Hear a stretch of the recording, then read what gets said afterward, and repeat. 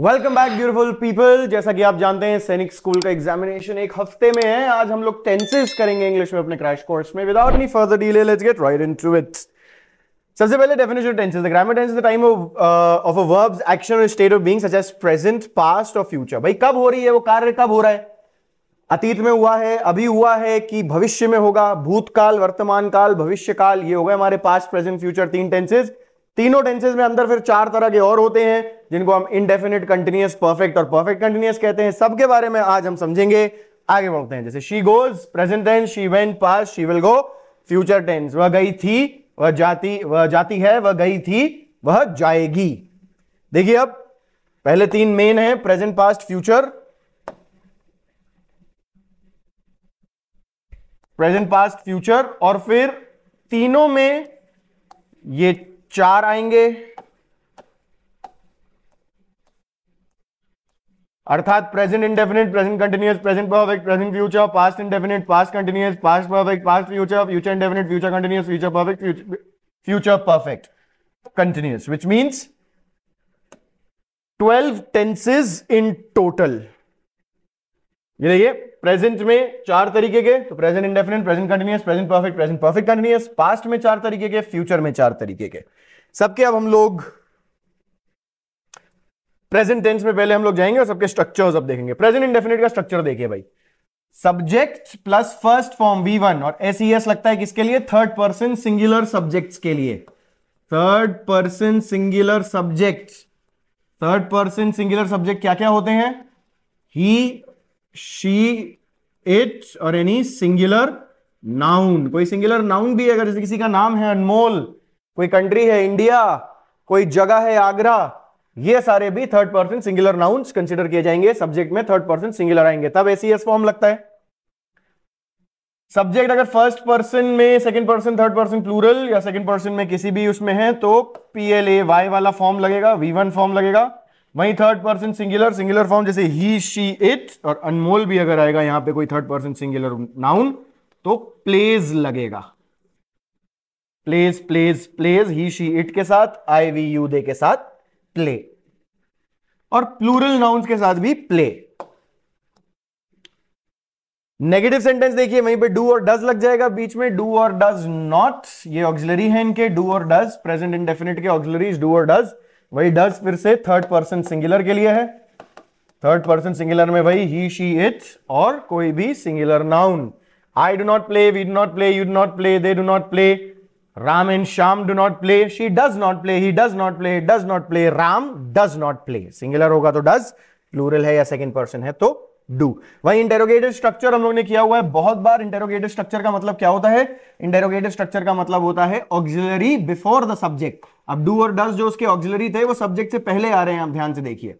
बात वही रहेगी, सब्जेक्ट अगर थर्ड पर्सन सिंगुलर है तो डज लगेगा, कोई और है तो डू लगेगा, और उसके पीछे WH वर्ड भी लगा सकते हैं आप, ताकि यस और नो से ज्यादा बढ़ के कोई और आपको जानकारी मिल सके।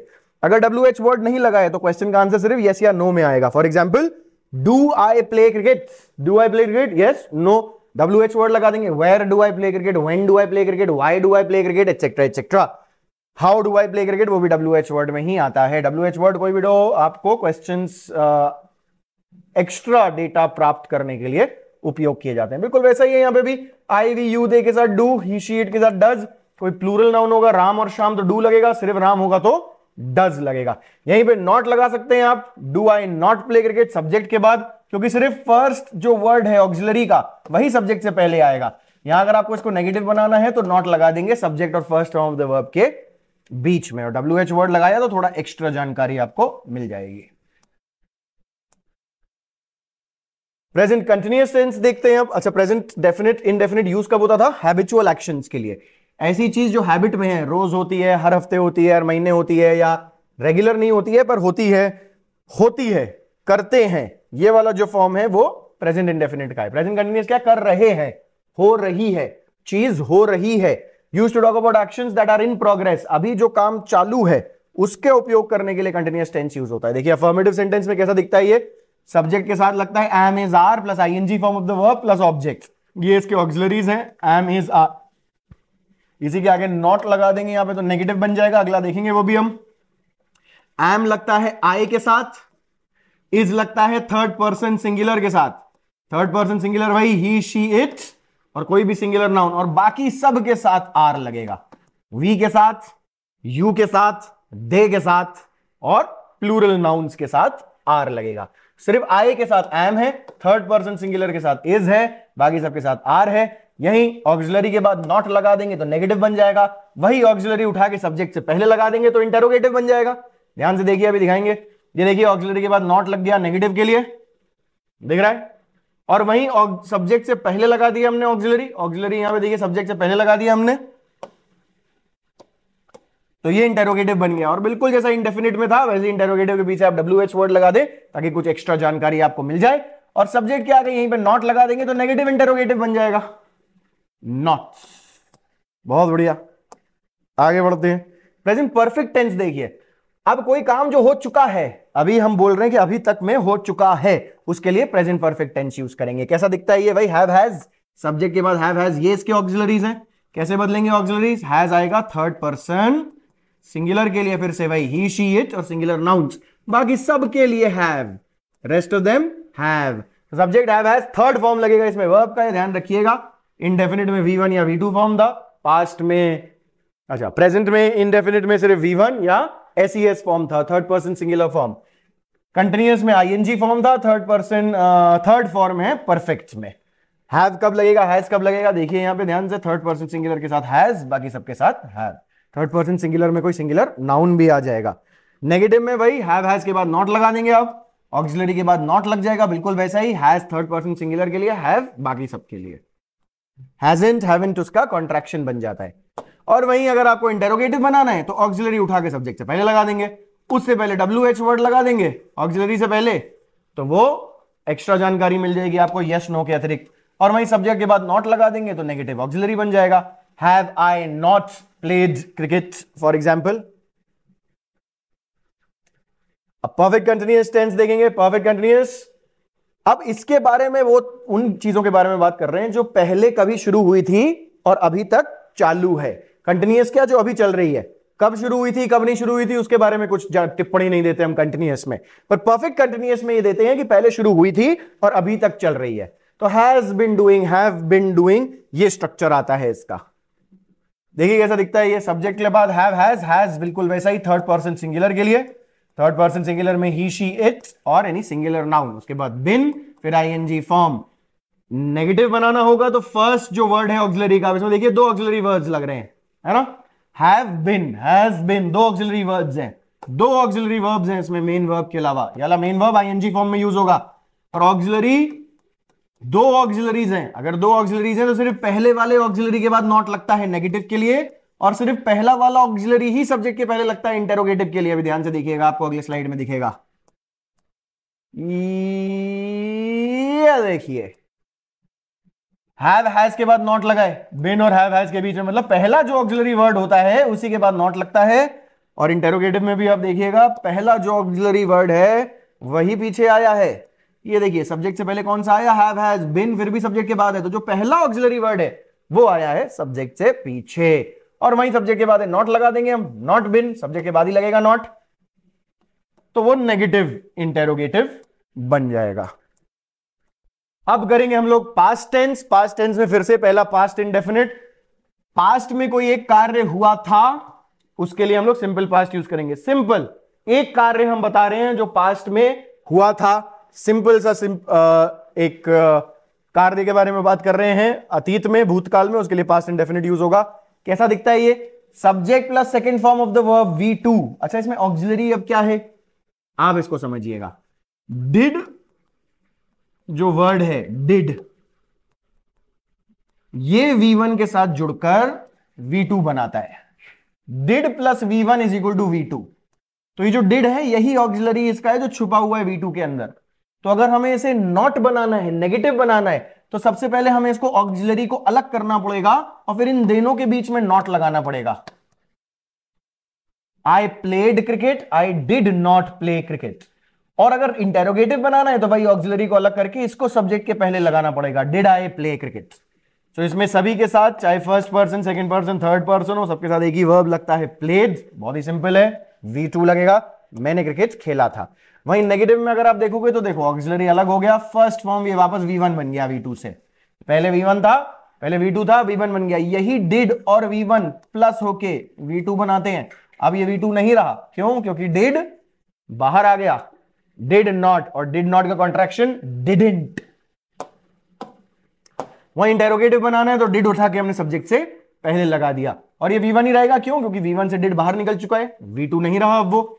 और यहां पे नॉट लगेगा अगर आपको इसको नेगेटिव इंटेरोगेटिव बनाना है। और WH वर्ड बना दें डिड से पहले, उसको थोड़ी एक्स्ट्रा जानकारी के लिए, समझे?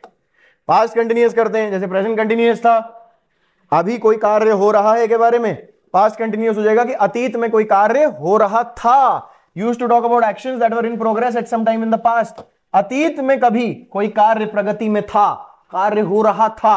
अतीत में किसी समय में हम बोल रहे हैं, पास्ट में किसी पॉइंट ऑफ टाइम में हम बोल रहे हैं कि उस समय कोई कार्य हो रहा था, उसके लिए हम लोग पास्ट कंटिन्यूअस यूज करेंगे। पास्ट कंटिन्यूअस का स्ट्रक्चर देखें, पास्ट कंटिन्यूअस का स्ट्रक्चर कैसा दिखाई देता है?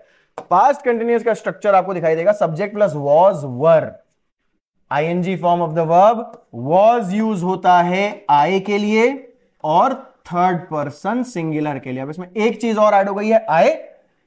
इसमें आई प्लस थर्ड पर्सन सिंगुलर के लिए वॉज यूज होता है और बाकी सब के लिए वर यूज होगा। देखो आई, शी, ही, इट, या कोई थर्ड पर्सन सिंगुलर नाउन होगा तो वॉज, बाकी सब के लिए वी, यू, दे, और थर्ड पर्सन कोई प्लूरल नाउन होंगे तो वर, प्लेइंग क्रिकेट।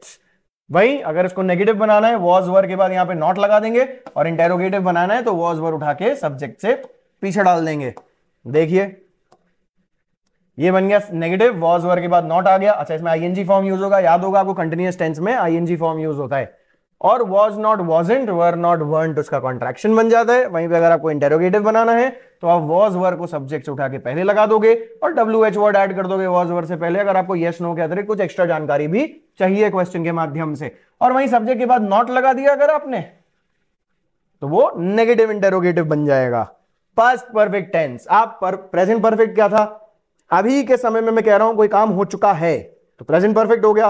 मैं कह रहा हूं पास्ट में किसी समय तक कोई काम हो चुका था, पास्ट में किसी समय की बता रहा हूं और उस टाइम तक कह रहा हूं कि उस टाइम तक वो काम हो चुका था, तो हम पास्ट परफेक्ट यूज करेंगे किसी और के संदर्भ में कि उस समय तक वो काम हो चुका था। तो उस समय तक एक चीज ऐड हो रही है उसमें, तभी हम पास्ट परफेक्ट का उपयोग करेंगे।